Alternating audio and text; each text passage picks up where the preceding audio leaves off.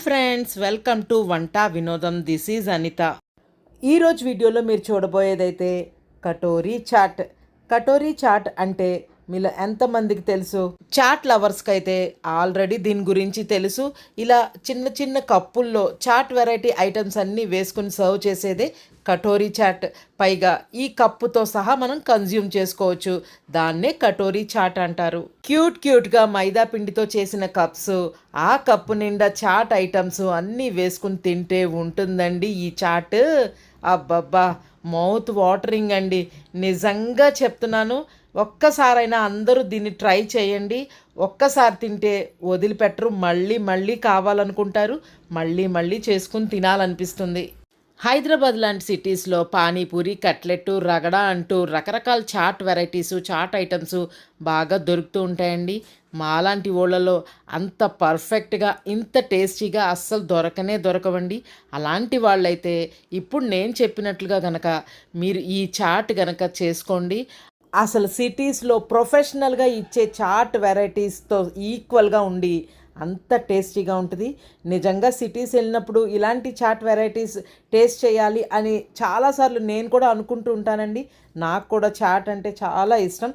ఈ చాట్ తిన్నాక అయితే మాత్రం ఇంకా ఎక్కడికో వెళ్ళి చాట్ వెరైటీస్ తినాలి అనే అవసరం లేదండి. పర్ఫెక్ట్గా ఇంట్లోనే హైజెనిక్గా ఈజీగా చేసుకోవచ్చు. మరి ఈ కటోరీ చాట్ చేయడానికి ఏమేం కావాలి, నేను ఎలా చేశాను వీడియోలోకి వెళ్ళి చూసేద్దాం రండి. దీనికోసం ముందుగా కటోరీలు ప్రిపేర్ చేసుకోవాలి.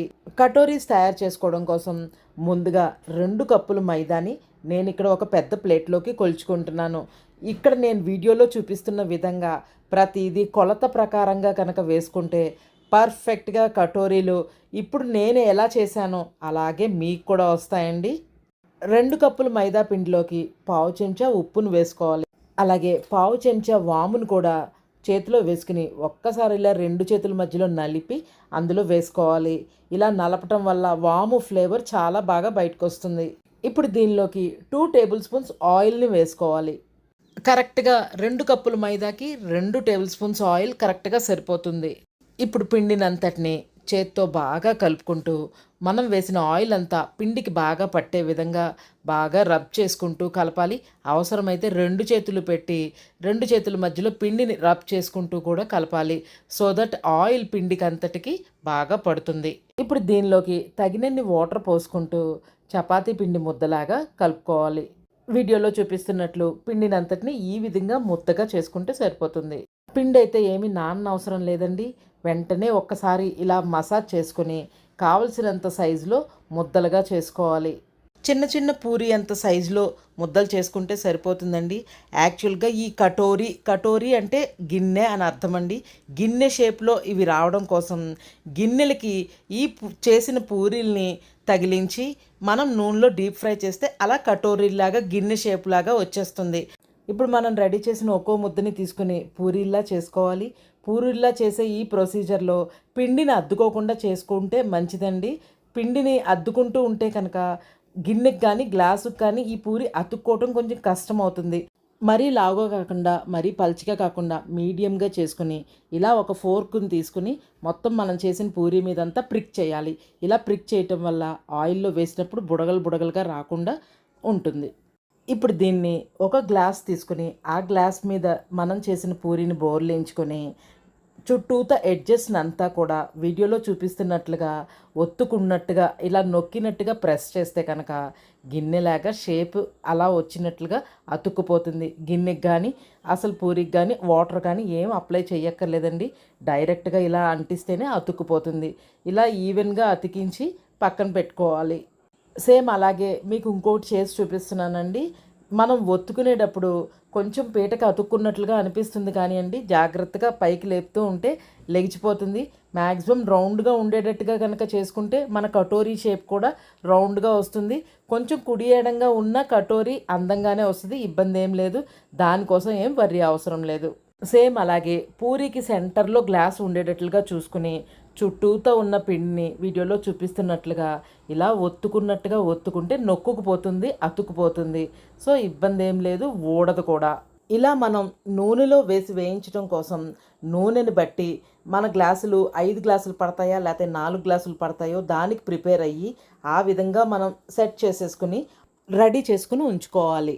ఇప్పుడు మనం రెడీ చేసుకున్న కటోరీల్ని డీప్ ఫ్రై చేసుకోవడం కోసం పొయ్యి మీద ఆయిల్ని పెట్టి కాగనివ్వాలి. కాగిన తర్వాత మనం రెడీ చేసుకున్న గ్లాసుల్ని ఒక్కొక్క గ్లాస్ని ఆయిల్లో పెట్టుకుంటూ ఉండాలి. ఆయిల్లో ఇలా పెట్టాలని చూస్తే మాత్రం గ్లాసులు నిలబడవండి. గ్లాస్ లోపలకు కూడా హాఫ్ భాగం దాకా ఆయిల్ వెళ్ళేలా చూసుకుంటే ఆ బరువు వల్ల గ్లాసులు చక్కగా నిలబడతాయి. అందుకే నేను మీకు ఇక్కడ 2 రకాలుగాను చూపటం కోసమే నేను ఇలా మీకు చూపించాను.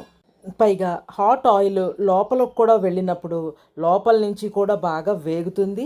గ్లాసులు ఈజీగా దాని నుంచి ఊడి బయటకు వచ్చేస్తాయి. మీడియం ఫ్లేమ్ మీద వేగించుకుంటూ మధ్య మధ్యలో ఒక ఫోర్క్ సహాయంతో కానీ అట్లకాడ పుల్లతో కానీ ఇలా టర్న్ చేసుకుంటూ వేయించుకుంటూ ఉంటే గ్లాసులు కప్పుల్లో నుంచి ఈజీగా ఊడి బయటకు వచ్చేస్తాయి.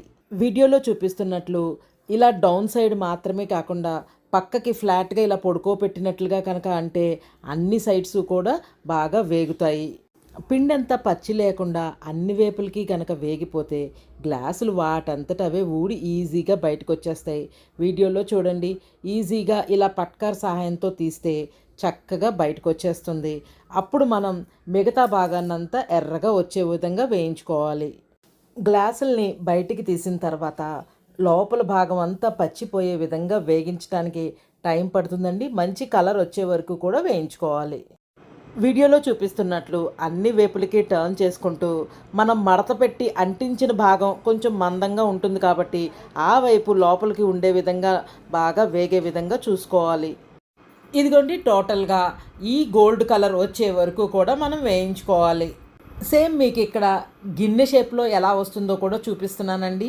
ఇలాగే కొంచెం మామూలుగా గ్లాసుకి అయితే మనం ఎంత పిండి పెట్టామో దానికన్నా ఇంకొంచెం ఎక్కువ సైజు పిండిని పెట్టుకొని అలాగే చేసి ప్రిక్ చేసిన తర్వాత ఒక గిన్నెని తీసుకుని దాని మీద మనం చేసిన గ్లాస్కి అయితే ఎలా అయితే అంటించామో అలాగే పూరీని పెట్టుకుని అంటించుకోవాలి.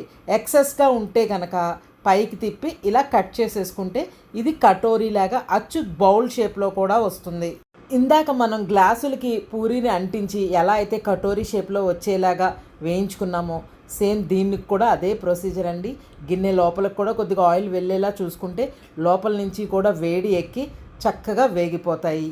మనం తీసుకునే గిన్నెని బట్టి కటోరీ సైజు వస్తుంది.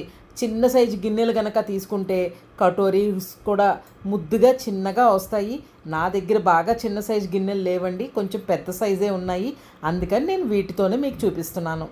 ఇవి కూడా సేమ్ అలాగే బాగా వేగిపోతే కనుక చక్కగా కటోరీలు కూడా ఊడి బయటకు వచ్చేస్తాయండి. అదే విధంగా వేయించుకోవాలి. కటోరీలు కూడా ఎంత క్యూట్గా వచ్చాయో కదండి, చాలా బాగా వచ్చాయి. ఇక్కడ చూడండి, మన కటోరీలన్నీ ఎంత బాగా వచ్చాయో, ఒక్కటి కూడా డ్యామేజ్ అవ్వలేదండి, అన్నీ పర్ఫెక్ట్గా వచ్చాయి. చాట్ ప్రిపరేషన్ కోసం 3 బంగాళదుంపలు ఉడికించి చిన్న చిన్న ముక్కలుగా కట్ చేసుకుని ఉంచుకోవాలి.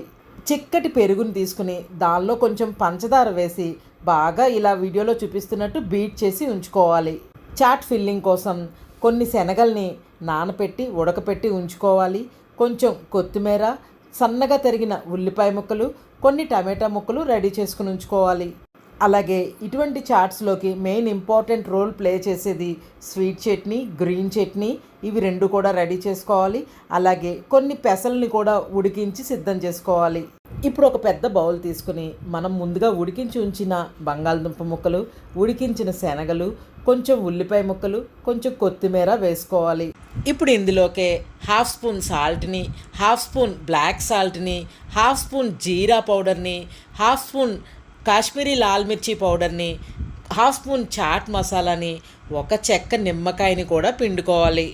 ఈ పౌడర్స్ అన్నీ వేసిన తర్వాత బాగా మిక్స్ అయ్యేటట్టు 2 స్పూన్ సహాయంతో బాగా కలుపుకొని రెడీ చేసుకుని ఉంచుకోవాలి.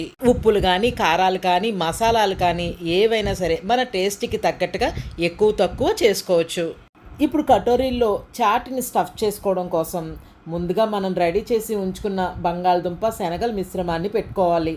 తర్వాత మనం ముందుగా స్వీట్ వేసి చిలికి ఉంచిన స్వీట్ పెరుగుని, ఆ తర్వాత ఉల్లిపాయ ముక్కల్ని, పైనుంచి టొమాటో ముక్కల్ని, ఉడికించిన పెసల్ని కూడా వేసి సర్దుకోవాలి. ఇప్పుడు నేను చెప్పిన ఐటమ్స్లో ఉల్లిపాయ, టొమాటో ఏదైనా సరే ఒకటి ముందు ఒకటి వెనక ఎలా వేసుకున్నా ఏం పర్వాలేదండి. ఇప్పుడు పైనుంచి కొంచెం జీలకర్ర పొడి, కొంచెం గ్రీన్ చట్నీ, కొంచెం స్వీట్ చట్నీ వేసుకోవాలి. ఇప్పుడు దీనిపైన నేను వేస్తున్న గ్రీన్ చట్నీ కానీ స్వీట్ చట్నీ కానీ ఆల్రెడీ మన ఛానల్లో ఉన్నాయండి. స్వీట్ చట్నీ అయితే స్వీట్ చట్నీ ఫర్ చాట్స్ అనే పేరుతో ఉంటుంది. అదే గ్రీన్ చట్నీ అయితే డోక్లా విత్ ఎ ట్విస్ట్ అని నేను మూంగ్ దాల్ డోక్లా చేశానండి. దానిలో గ్రీన్ చట్నీ ఎలా చేసుకోవాలో చూపించాను, అందులో చూసుకోవచ్చు. రెండిటివి కూడా లింక్స్ నేను డిస్క్రిప్షన్లో ఇస్తాను, ఒకసారి చెక్ చేయండి. ఫైనల్గా కొంచెం సేవ్ పైనుంచి గార్నిష్ చేసుకుంటే మన కటోరీ చాట్ రెడీ అయిపోయినట్లేనండి. టేస్ట్ అయితే మాత్రం అల్టిమేట్ ఉందని చెప్పాలండి. ఒక్కసారి మీరు ట్రై చేస్తే మీరే ఆ మాట నాకు చెప్తారు. నోట్లో పెట్టుకోగానే క్రిస్పీగా కటోరీ తగులుతూ లోపల మనం ఫిల్లింగ్కి వాడిన పదార్థాలన్నీ చాట్ మసాలా కానీ జీరా పౌడర్ కానీ ఏదైనా సరే green chutney sweet chutney multiple టేస్ట్లు తగులుతూ చాలా అంటే చాలా టేస్టీగా వచ్చింది. కిట్టి పార్టీస్ ఉన్నా ఎవరైనా గెస్ట్లు వస్తున్నారన్నా అనుకున్నప్పుడు ముందుగానే ఈ కటోరీలు చేసేసి పక్కన పెట్టుకుంటే 1 వీక్ 10 డేస్ అయినా పాడవండి. అవి చేసేసుకుని రెడీగా పెట్టుకుంటే దానిలోకి స్టఫ్ చేసే ఐటమ్స్ అన్నీ అప్పటికప్పుడు చేసుకుని చట్నీస్తో సర్వ్ చేసుకుంటే చాలా అంటే చాలా బాగుంటుందండి. మరి మీరు కూడా ఒక్కసారి నా స్టైల్లో ఈ కటోరీ చాట్ ట్రై చేసి మీకు ఎలా వచ్చిందో నాతో కామెంట్స్లో తప్పకుండా చెప్పండి. నా వీడియో కనుక మీకు నచ్చినట్లయితే ప్లీజ్ లైక్ చేయండి, షేర్ చేయండి, సబ్స్క్రైబ్ చేయండి, కామెంట్ చేయండి. మరొక మంచి వీడియోతో మీ ముందు ఉంటాను. Thank you so much.